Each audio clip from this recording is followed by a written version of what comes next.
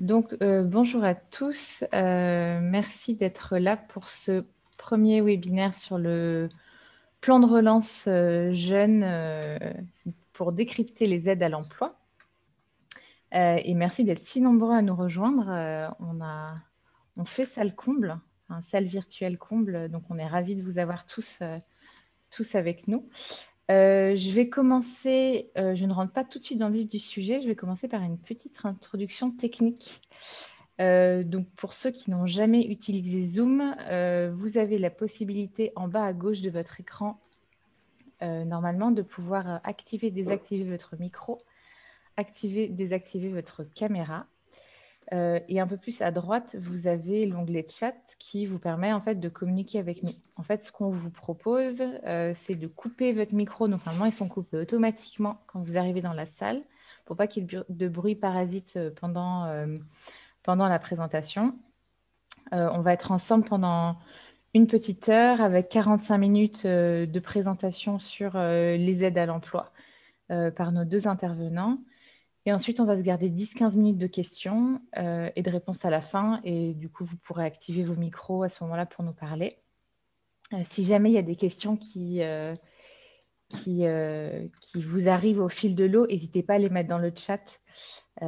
Céline et moi, on va s'occuper d'animer, de modérer un peu ce chat pour faire remonter ensuite aux intervenants les questions à la fin. Voilà, donc si ça peut vous permettre de ne pas perdre le fil de vos questions, n'hésitez pas. Si jamais, parce qu'il est probable qu'on n'arrive pas à répondre à toutes les questions, on reviendra vers vous à l'issue du webinaire avec les réponses, des éléments complémentaires si besoin. Et la présentation que vous voyez normalement va vous être envoyée à l'issue du webinaire. Donc, vous avez des informations très pratiques et des liens d'accès dessus. Donc, ça vous donnera quand même un certain nombre d'éléments. Voilà pour tout. Alors, du coup, je vous propose qu'on passe à l'introduction. Et donc, je vais me présenter. Je suis Jenna Leclerc. Je suis la directrice de l'antenne Ouest-Atlantique de l'association Les Entreprises pour la Cité. Et je co-organise ce webinaire avec Céline Nuebart, qui est la responsable des relations extérieures de Pôle emploi Pays de la Loire. Et je vais lui laisser la parole dans quelques minutes. Avant ça, je voudrais très rapidement vous parler de notre réseau. Donc, les Entreprises pour la Cité, c'est un réseau d'entreprises engagées. On a été créé il y a un peu plus de 30 ans. Et on accompagne, et donc depuis ce temps-là, on accompagne nos entreprises membres sur la mise en œuvre de leur politique sociale et sociétale. Donc, on compte un peu plus de 180 entreprises membres sur tout le territoire national et on porte également depuis 2004 la charte de la diversité. Donc, on intervient sur 3 grands champs de compétences, l'éducation et l'inclusion numérique. Donc là, on intervient sur les questions d'égalité des chances dans l'éducation, notamment auprès des collégiens, sur ces premiers liens qui est le stage de 3e avec le monde de l'entreprise. On intervient principalement auprès de jeunes qui sont issus de territoires fragiles et on met en place des actions de découverte métier avec un fort focus sur le numérique. Notre cœur de métier, donc deuxième champ de compétences qui est notre cœur de métier, c'est l'accès à l'emploi et la diversité. D'abord dans l'accès à l'emploi et ensuite en interne, comment chacun trouve sa place sur le projet collectif de l'entreprise, comment on manage la diversité pour aller vers une entreprise plus inclusive en sensibilisant ses collaborateurs, en formant ses managers. Et enfin, notre troisième champ d'action, c'est le mécénat et la mobilisation des collaborateurs sur des projets d'intérêt général. Donc, pourquoi on vous propose ce webinaire aujourd'hui ?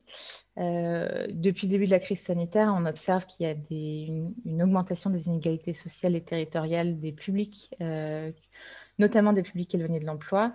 Elle se creuse, c'est vrai sur notre territoire, mais c'est vrai aussi à l'échelle nationale. Et plus que jamais, on trouve que c'est important de continuer à mener des actions pour mobiliser les entreprises en faveur de ces publics. Donc, début septembre, il y a le plan de relance du gouvernement qui a été annoncé avec un certain nombre d'aides à destination des publics quartiers politiques de la ville, des publics jeunes sur l'emploi et l'alternance. Et ça nous a paru assez évident en tant que réseau d'entreprises de pouvoir communiquer sur ces aides et aider les entreprises membres de notre réseau, mais pas que finalement les entreprises de notre territoire, à pouvoir s'en saisir. Et donc, c'est assez naturellement qu'on a décidé de co-organiser ce webinaire avec Pôle emploi qui porte ces sujets. Donc, Céline, je vous laisse la parole. Oui, merci. Bonjour à tous. Alors, je voulais déjà commencer par vous informer sur l'organisation des services de Pôle emploi pendant cette période de confinement. Pour vous informer effectivement que les agences Pôle emploi restent ouvertes pendant cette période, notamment pour accueillir les demandeurs d'emploi, soit qui le souhaitent, soit dont la situation personnelle le nécessite, ou les personnes qui en ont le plus besoin et qui ne sont pas forcément à l'aise avec nos services numériques et à distance. Donc cet accueil se fait soit sans rendez-vous, soit sur rendez-vous.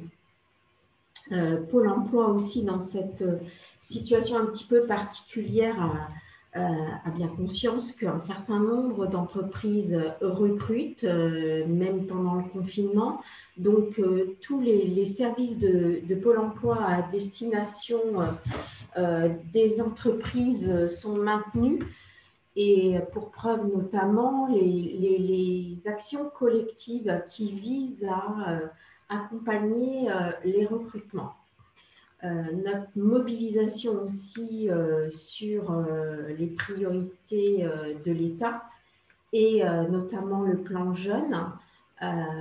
Pour illustration, par exemple, en Pays de Loire, dès le mois d'octobre, on a multiplié par 2 les places disponibles pour l'accompagnement des jeunes, ce qu'on appelle l'accompagnement intensif jeune, pour les accompagner dans leur retour à l'emploi.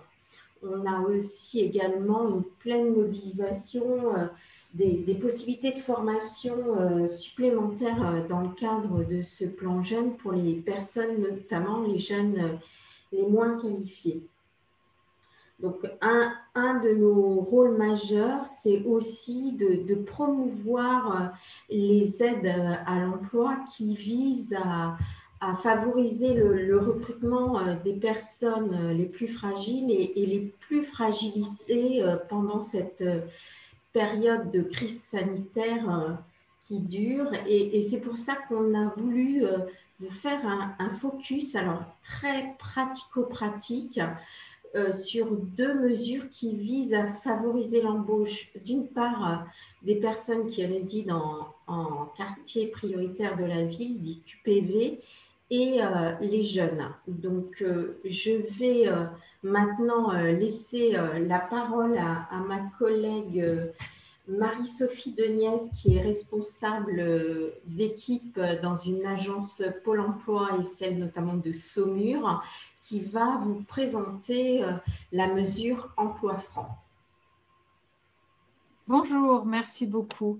Oui, effectivement, je vais vous parler des emplois francs. Le dispositif des emplois francs était au départ expérimental et il a été généralisé sur l'ensemble du territoire. Le principe, le dispositif a pour but en fait de lutter contre, je vais vous passer, voilà, de lutter contre le chômage dans les quartiers prioritaires de la ville. Il a aussi pour but de lutter contre les discriminations à l'embauche, puisque l'on sait qu'en fonction du quartier où l'on habite, de son adresse, il peut y avoir des discriminations. Et c'est aussi un dispositif qui permet de favoriser l'emploi durable. Alors, quartier prioritaire de la ville, j'étais trop loin. Alors, issu des Pays de la Loire, du coup, je vous ai mis le plan des quartiers prioritaires de la ville. Je sais qu'il y a quelques personnes de Bretagne qui sont parmi nous. Vous aurez les liens tout à l'heure pour voir dans quels sont les quartiers prioritaires de la ville sur le reste du territoire français. Donc, voilà. En tout cas, sur les Pays de la Loire, le schéma est un peu petit, mais vous aurez les liens à la fin du document. Donc, vous pourrez regarder un peu plus en détail. Il y a au total 46 quartiers, dits quartiers prioritaires de la ville. avec des zones plus ou moins grandes et des zones qui peuvent être plus ou moins rurales ou plus ou moins en ville. Voilà. Ensuite, alors, le principe concrètement de l'emploi franc, c'est une aide à l'embauche pour tout employeur qui embaucherait quelqu'un en CDI ou en CDD d'au moins 6 mois. Et il faut que cette personne habite un quartier prioritaire de la ville. Le montant de l'aide est conséquent puisque pour un CDI, on est sur 15 000 € sur 3 ans, répartis avec 5 000 € par an. Et pour un CDD d'au moins 6 mois, on est sur 5 000 € sur 2 ans, soit 2 500 € par an. Bien évidemment, ces montants sont proratisés en fonction du temps de travail et de la durée du contrat. Chose à noter, cette aide est cumulable avec les contrats de professionnalisation. À la fin du document, vous aurez également une foire aux questions à l'intérieur de laquelle il y a un tableau récapitulatif de tous les cumuls possibles avec certaines aides à l'embauche. Les critères, il y a quand même quelques critères par rapport aux candidats. On est bien sur quelqu'un qui réside en quartier prioritaire de la ville.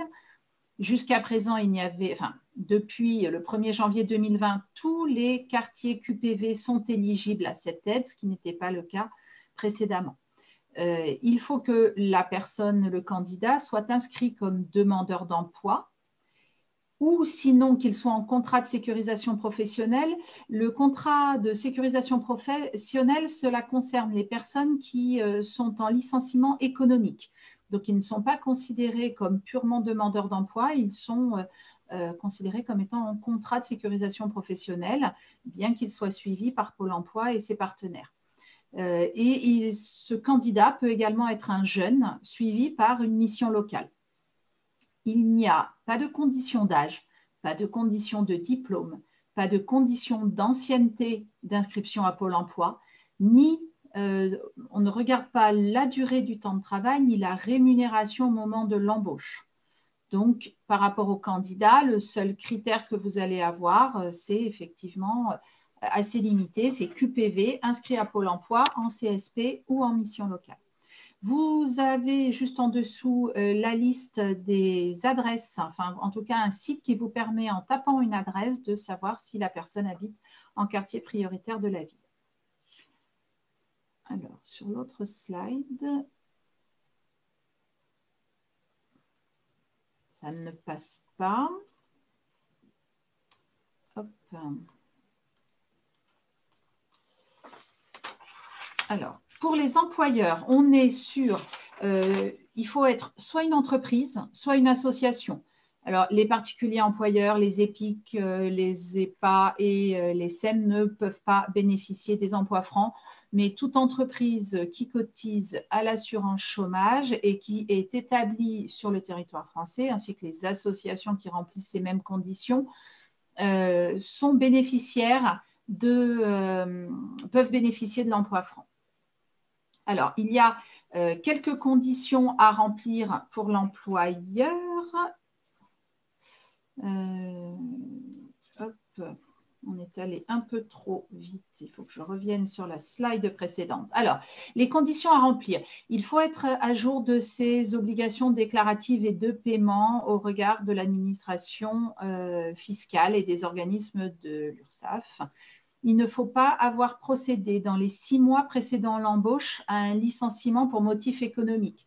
Bien évidemment, on ne réembauche pas quelqu'un immédiatement avec une aide, sachant qu'il y a eu un licenciement économique juste avant sur ce même poste.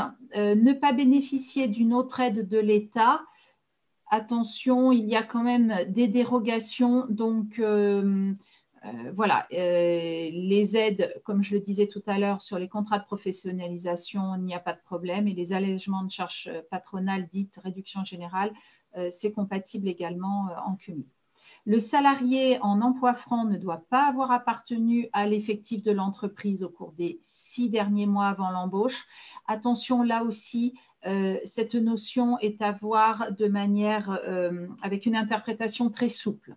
En effet, la personne peut avoir appartenu à l'effectif de l'entreprise. Si elle était en contrat unique d'insertion, dans notre jargon, on appelle ça CUI, donc un contrat unique d'insertion, un contrat d'apprentissage, un contrat de professionnalisation, une mission d'intérim ou même un CDD de remplacement pour un salarié absent ou en contrat suspendu sur ce même poste, c'est possible. Donc, on est vraiment sur une notion d'interprétation extrêmement souple quant à ce critère. Et puis, la personne doit rester dans les effectifs de l'entreprise pendant au moins 6 mois à partir du moment où le contrat a été conclu. Et la demande d'aide. Alors, hop, j'ai ma souris qui ne veut pas passer à la slide d'après. Quelles sont les conditions pour obtenir cette aide? C'est Pôle emploi qui est l'opérateur unique, donc c'est auprès de nous qu'il faut faire la demande. Cette demande, elle doit être envoyée dans un délai de 3 mois suivant l'embauche. Donc, il ne faut pas traîner, mais ce n'est pas dans les 15 jours suivant l'embauche, donc dans les 3 mois. Sachez également que souvent, on recontacte les entreprises pour les informer quand on sait qu'il est possible pour elles de bénéficier de cette aide. Le formulaire, vous avez juste sur cet écran le formulaire CERFA qui se trouve sur le site du ministère du Travail, travail-emploi.gouv.fr, et vous avez toute une page sur les aides à l'embauche. Alors, en remplissant ce document, il nous faut aussi récupérer 2 autres documents, une attestation d'éligibilité emploi franc. Tout candidat peut demander à son conseiller ou à la mission locale d'obtenir une attestation d'éligibilité. Nous en avons besoin, enfin, vous en aurez besoin pour pouvoir compléter votre dossier. Et le candidat doit fournir également un justificatif de domicile de moins de 3 mois. Alors, le formulaire et les pièces justificatives sont à adresser non pas à votre agence locale, mais à Pôle emploi Service, que vous connaissez peut-être si vous avez déjà eu des contacts avec eux. Voilà, je vous ai mis l'adresse et ainsi que l'adresse mail. Cette aide, elle est versée tous les trimestres et accompagnée avec le justificatif la copie du dernier bulletin de salaire. Je vous ai mis également l'adresse mail de Pôle emploi Service si jamais au moment du versement de l'aide, vous avez des questions. C'est toujours bon d'avoir les documents voilà, tout centralisés sur une même page. Alors, je voulais du coup faire le lien également. Non, on est encore une page trop loin. Ben non. C'est pas grave. Alors, je voulais faire le lien sur l'emploi franc plus qui vient d'être mis en place le 15 octobre dernier et cette mesure est en vigueur jusqu'au 31 janvier. L'emploi franc, comme je le disais tout à l'heure, il bénéficie, quelles que soient les conditions d'âge, à toute personne résidant en quartier prioritaire de la ville. En l'espèce, dans le cadre du plan Un jeune, une solution, il y a une petite faute, du plan de relance, il y a un dispositif particulier avec une aide qui a été boostée avec un montant supplémentaire. On était tout à l'heure sur 15 000 € d'aide sur 3 ans pour un CDI. Si vous recrutez un jeune de moins de 26 ans, vous aurez la possibilité d'avoir la première année, non pas 5 000 €, mais 7 000 € d'aide. Idem pour un CDD d'au moins 6 mois, cette aide passera de 2 500 à 5 500 € la première année. Tout ça pour effectivement favoriser l'emploi des jeunes dans cette période très compliquée pour eux. Je vous mets sur la slide juste avant. Nous sommes en binôme avec Géna Leclerc qui pilote avec moi le PowerPoint. Je vous ai mis tous les liens utiles avec le site du ministère du Travail qui détaille ce dispositif, le fameux questions-réponses où vous trouverez beaucoup d'informations ainsi qu'un tableau récapitulatif sur toutes les aides et les cumuls possibles. Pour les Pays de la Loire, il y a des documents également sur le site du Pôle emploi. vous aurez la liste des QPV sur les Pays de la Loire, le fameux graphique que je vous ai, enfin l'image que je vous ai montrée tout à l'heure, et puis le site également de la préfecture de région avec les quartiers prioritaires de la ville. Je voulais juste vous parler aussi d'une belle histoire, parce que là, je fais le lien avec mon collègue qui va vous parler des aides plus spécifiques pour les jeunes.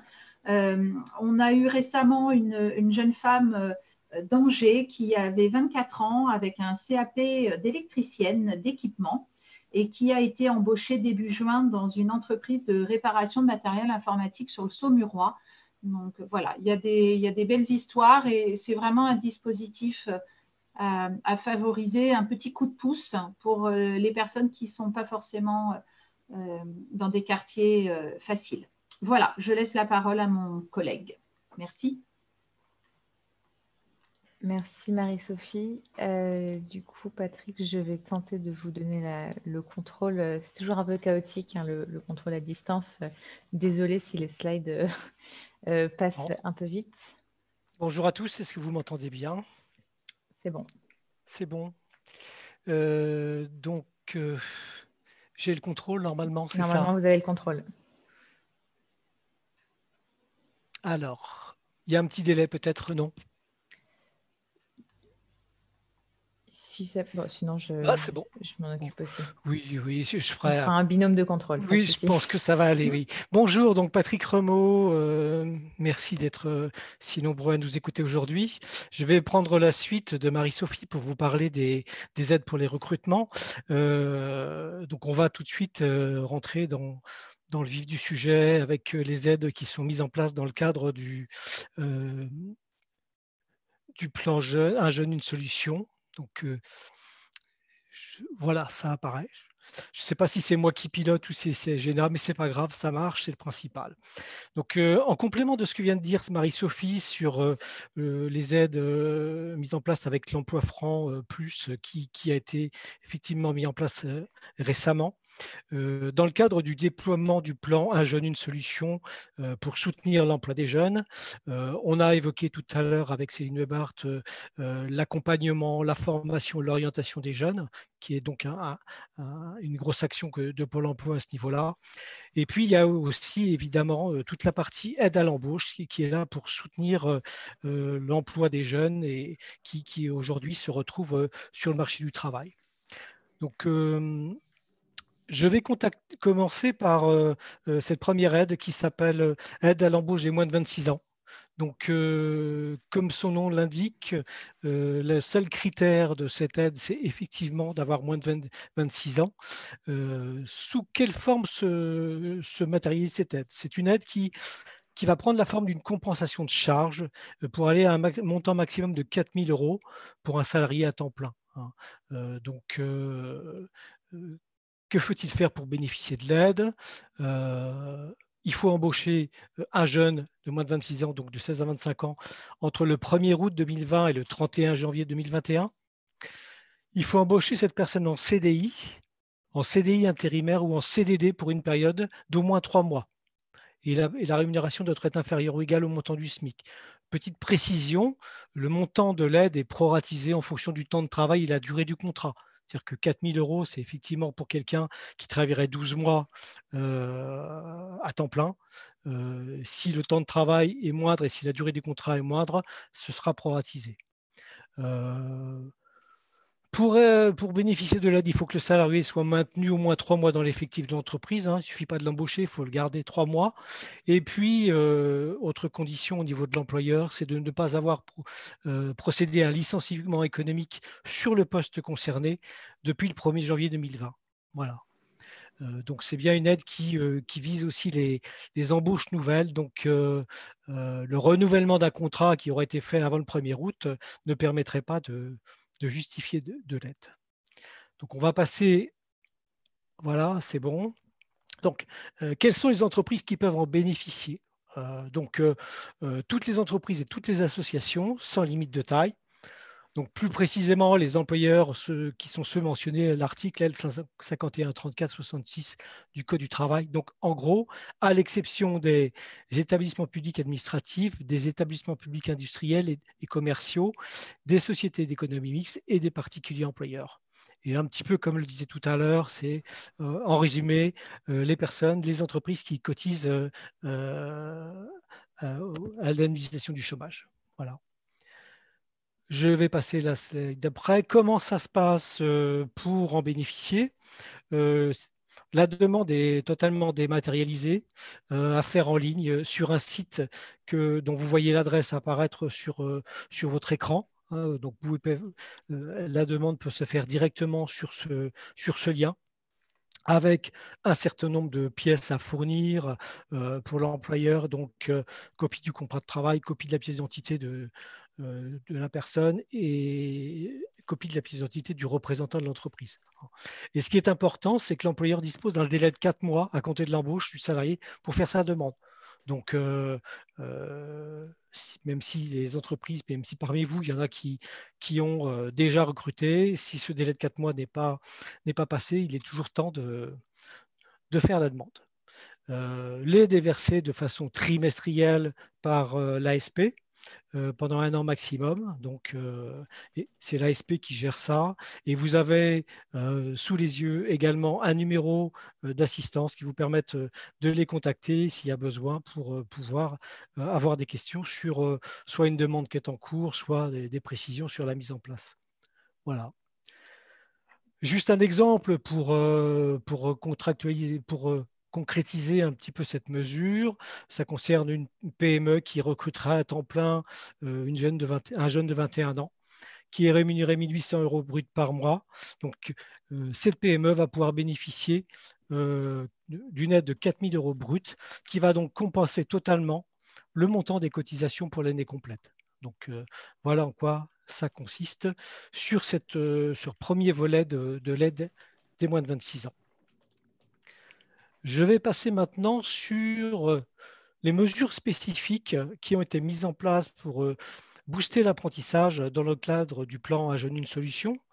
Avant de rentrer dans le détail de l'aide, juste une précision importante, c'est que on est au mois de novembre et il n'est pas trop tard pour trouver un apprenti, puisque cette année, dans le cadre de ces mesures exceptionnelles, les apprentis ont un délai 2 fois plus grand pour trouver leur entreprise.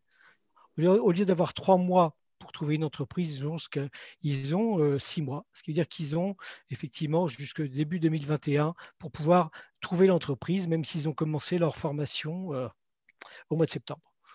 Donc, c'est une précision, c'est que je tenais à le dire, s'il n'est pas trop tard pour pouvoir mettre en place des alternances au niveau de l'apprentissage. Donc, concernant une entreprise qui souhaiterait embaucher une personne de 16 à 29 ans en contrat d'apprentissage, il y a une aide exceptionnelle qui est mise en place pour leur première année du contrat. Cette aide exceptionnelle, elle est d'un montant de 5 000 € pour recruter un internat de moins de 18 ans. Et il est un montant de 8 000 € pour recruter un alternant majeur. Donc, pour bénéficier de l'aide, il faut signer un contrat d'apprentissage entre le 1er juillet 2020 et le 28 février 2021. Et ça permet donc de préparer un diplôme jusqu'au master. D'accord. Donc, on va du CAP au Bac+5. Voilà pour le contrat d'apprentissage. On va passer au contrat de professionnalisation qui est… Ah, ça a été trop vite, je vais revenir en arrière. C'est bon? Voilà. Donc, sur le contrat de professionnalisation, le principe de l'aide est similaire, puisqu'on a 5 000 € pour les moins de 18 ans et 8 000 € pour un alternant entre 18 ans et moins de 30 ans. Alors, juste une précision sur l'âge. On parle effectivement de contrats qui peuvent aller de 16 à 29 ans. Il y a quand même des cas particuliers qui peuvent être mis en place, notamment je pense aux personnes qui bénéficient d'une reconnaissance travailleur handicapé.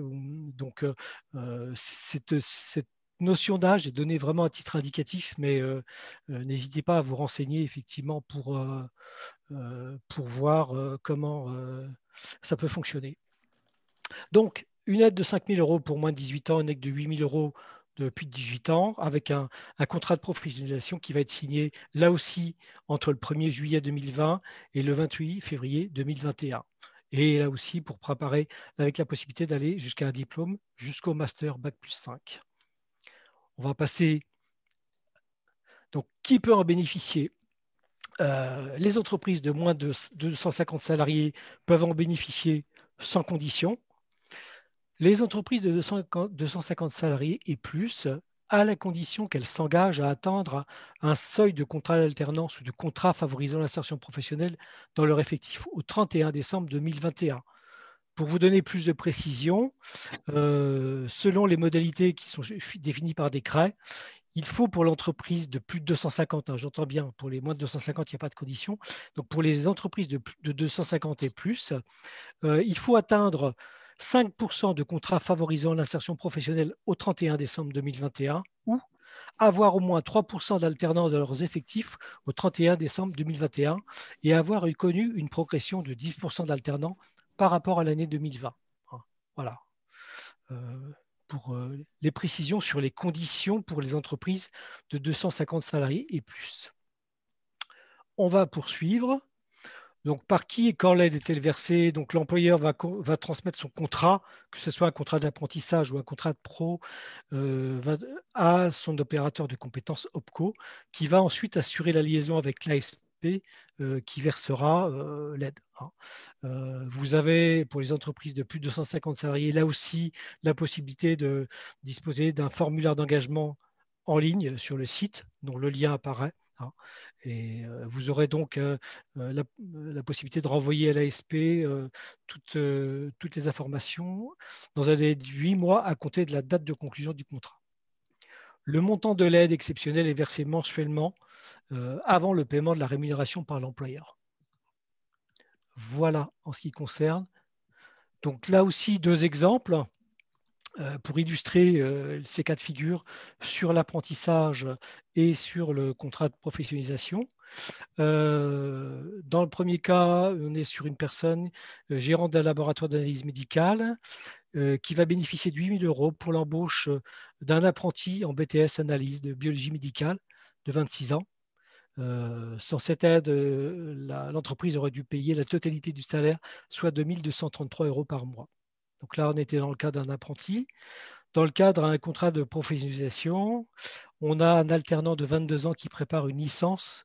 La prime de 8 000 € couvrira plus de la moitié du salaire de l'alternant sur la première année. Environ, alors j'ai une partie demandée, environ, voilà, c'est ça. Il restera donc à payer à peu près 1 230 € à l'entreprise. Juste une question par rapport à tout ce qui peut être salaire et des différents cas des alternants. Vous avez un site qui apparaît sur le diaporama, qui est donc alternanceemploi.gouv.fr, portail alternance. Sur ce portail, vous avez la possibilité de consulter tous les cas de figure, toutes les questions-réponses, et notamment, vous pouvez simuler les salaires des alternants en fonction de la nature du contrat. Ici, il s'agit d'un contrat d'apprentissage, s'il s'agit d'un contrat de professionnalisation, en fonction de la nature du diplôme préparé, en fonction de l'âge de l'alternant. Vous pouvez donc simuler le niveau de salaire qu'il faudra mettre en place pour cet alternant, et vous pouvez également simuler les aides. D'accord ? Puisque l'aide exceptionnelle qui est mise en place est bien mise en place pour la première année du contrat. Sur les deuxième et troisième années des contrats, s'il y en a, ce sont les aides déjà existantes qui prennent le relais. Voilà pour ce qui était alternance. Enfin, dernier point que je voulais évoquer, c'est le contrat CIE Jeunes, contrat Initiative Emploi.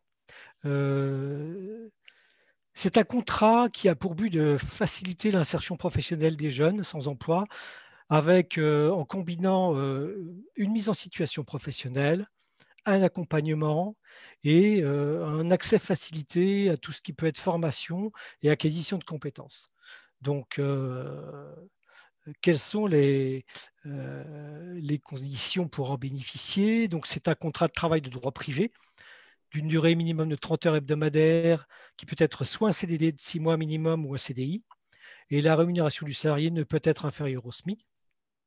Les employeurs concernés, ce sont les employeurs du secteur marchand, donc pas les associations, comme dans les cas précédents qu'on a pu évoquer tout à l'heure.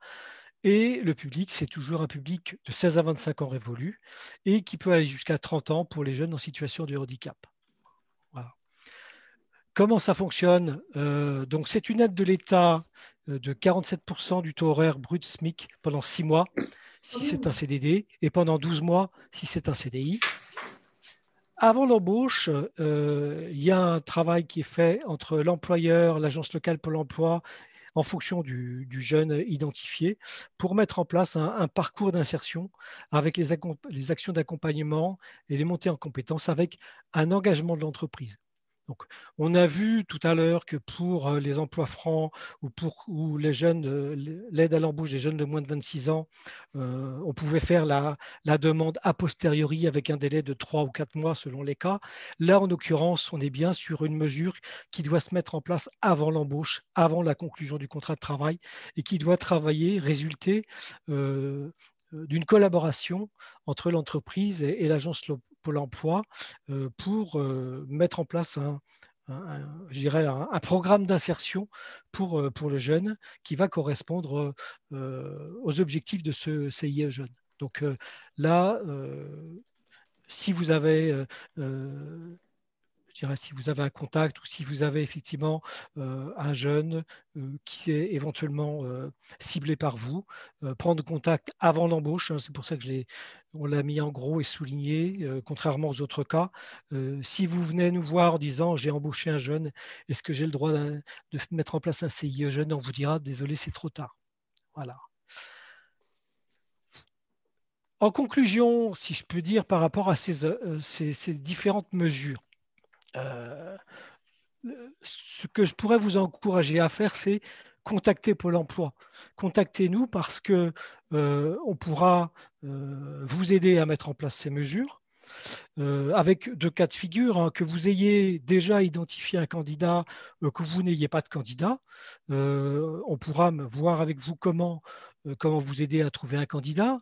On pourra également vous faire bénéficier de notre offre de service, c'est-à-dire que moi, je vous ai parlé des offres, des aides spécifiques qui existent dans le cadre du plan Un jeune, une solution, mais il y a aussi effectivement notre offre de services, j'allais dire de droit commun qui existe, avec la possibilité de mettre en place, par exemple, des immersions professionnelles, de mettre en place, par exemple, des actions de formation préalable à recrutement, ces actions pouvant au cas par cas, se combiner avec d'autres aides dont je viens de vous parler. Donc, n'hésitez pas à travailler avec Pôle emploi. On pourra vous aider à trouver des candidats. On pourra, en fonction des candidats retenus, voir quelles sont les solutions qu'on peut mettre en place à la fois pour fiabiliser le recrutement, pour former la personne et pour, je dirais, faire en sorte qu'elle s'insère bien dans son futur, dans ce nouveau métier. Donc, contactez-nous. Alors, pour nous contacter, c'est très simple. Vous pouvez appeler le 39 95. Vous serez mis en relation avec un conseiller de votre agence de proximité. Vous pouvez aussi, par votre espace recruteur sur pôle emploi.fr, trouver les coordonnées de votre agence de rattachement. Et puis, vous pouvez, si vous avez déjà des contacts avec Pôle emploi, téléphoner directement à la ligne directe de votre agence. Donc, la meilleure solution pour qu'on puisse voir avec vous quelle est l'aide dont vous pouvez bénéficier, c'est effectivement à la fois d'exprimer vos besoins en déposant vos offres, mais aussi de nous contacter au 39 95 pour qu'on puisse voir avec vous comment on peut travailler ensemble. Voilà, je vous remercie. Alors, merci beaucoup.